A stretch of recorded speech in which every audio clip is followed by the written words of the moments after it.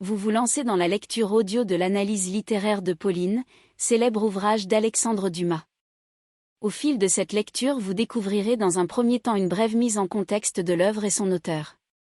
Ensuite, un résumé de l'ouvrage vous sera exposé, suivi d'une analyse des personnages et des points clés du roman. Une fois ces différents points abordés, il ne nous restera plus qu'à conclure cette écoute par quelques questions qui pourront alimenter encore davantage votre réflexion. L'auteur. Alexandre Dumas, aussi nommé Alexandre Dumas père, est un écrivain français proche du romantisme. Fils d'un général aux origines afro-antillaises, il commence à travailler dès son plus jeune âge avant de se tourner vers l'écriture. Il rencontre rapidement le succès avec ses vaudevilles et ses drames historiques. Il est l'auteur d'une œuvre considérable, dont on peut retenir Henri III et sa cour 1829 ou encore Qui nous désordre et Génie 1836. Mais c'est avec sa série de fresques historiques qu'il passe véritablement à la postérité, notamment avec la trilogie des Trois Mousquetaires ou avec le Comte de Monte Cristo. L'œuvre.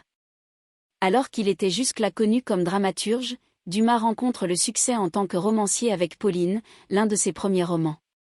L'œuvre emprunte au romantisme et au gothique tout en manifestant le génie de l'intrigue de l'auteur, ainsi que sa poétique du secret.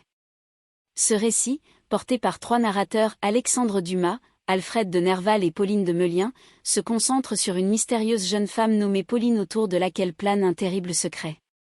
De fil en aiguille, le lecteur assiste à la levée des énigmes et découvre l'histoire malheureuse de l'héroïne. Résumé. Chapitre 1. Le roman est écrit sous la forme d'une autobiographie. Alexandre Dumas relate une soirée à laquelle il a assisté en 1834. Alors qu'il parle avec ses amis, Alfred de Nerval fait son entrée. Il s'agit d'un homme que Dumas a déjà évoqué dans ses impressions de voyage en Suisse 1833 à 1837, ce qui renforce l'effet de réel. L'auteur raconte alors qu'il avait croisé le jeune homme à plusieurs reprises en compagnie d'une femme mystérieuse et souffrante dont il avait appris qu'elle s'appelait Pauline.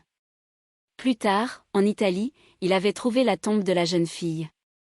Il avait semblé à Dumas qu'il l'avait déjà vue quelque part auparavant, mais il avait renoncé à percer ce mystère. Le fait de revoir Alfred rappelle toute cette histoire à son souvenir et attise sa curiosité, d'autant qu'il découvre que celui-ci porte une cicatrice de balle de pistolet à l'épaule. Secrètement, Alfred avoue à Alexandre que cette blessure a un rapport avec Pauline. Chapitre 2-6. Alfred de Nerval prend en charge la narration et raconte son histoire depuis le décès de son oncle, duquel il a hérité. Grâce à l'argent, il commence à voyager. Il veut visiter l'Angleterre, mais avant de partir, il séjourne quelque temps en Normandie.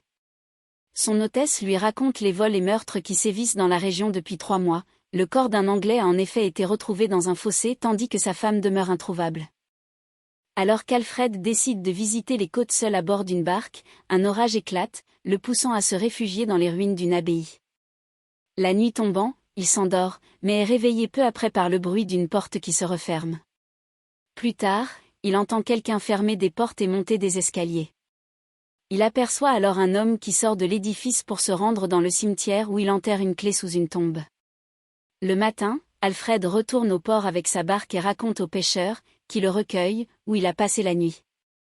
Ceux-ci lui apprennent que l'abbaye se trouve sur les terres du comte Horace de Beusval.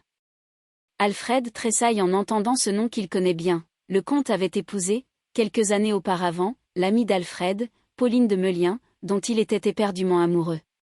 Alfred avait vécu cet épisode avec douleur, d'autant qu'il avait dû lui-même renoncer à la demander en mariage à cause de ses maigres moyens. En écoutant son histoire, Dumas comprend que Pauline est la femme mystérieuse rencontrée en Suisse, mais aussi celle qu'il a déjà aperçue dans des salons de personnalités en vogue.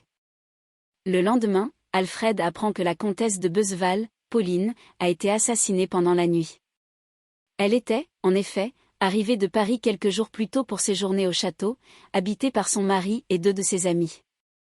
Alfred est atterré. Il se présente comme élève en chirurgie et se rend au château, dans le but de voir une dernière fois l'amour de sa vie. Il découvre qu'il ne s'agit pas du corps de Pauline, mais d'une autre femme. Il est horrifié à l'idée que le mari de Pauline mente sur l'identité du cadavre. Ce dernier entre à la fin de l'autopsie, et Alfred reconnaît immédiatement dans le comte de Beusval l'homme qu'il a vu pendant la nuit au cimetière. Il se décide alors à investiguer seul, et la nuit venue, récupère la clé cachée sous la tombe. Nous espérons que vous avez apprécié cet aperçu. Pour continuer à écouter ce livre audio sur Google Play Livres, utilisez le lien dans la description de la vidéo.